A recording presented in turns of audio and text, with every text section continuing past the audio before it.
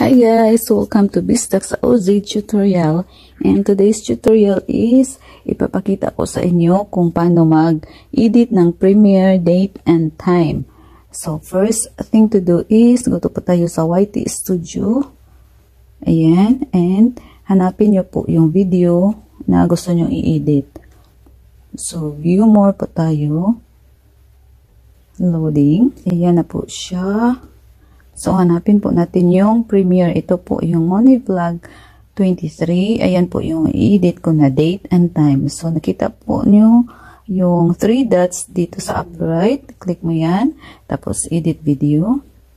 Po siya. So, i-click mo lang yung visibility premiere. Ayan. Just click.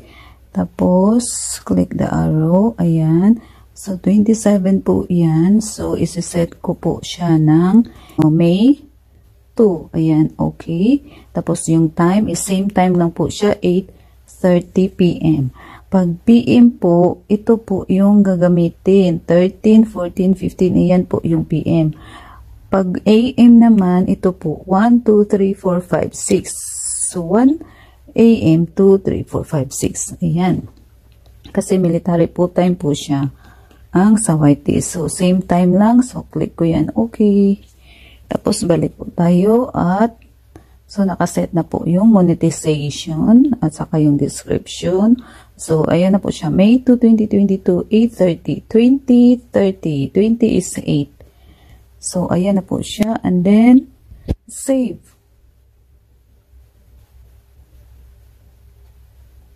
So, edit, save. Ayan na po siya. Nakaset na po. So, ayan na po. Yung premiere natin is nakaset na po siya. So, that's it for today. Hope you learned something new. Bye-bye. Thank you for watching.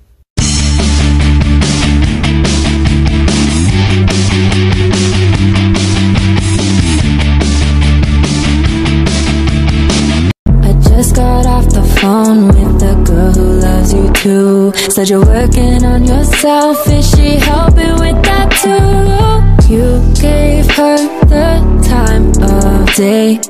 You told her that you would stay.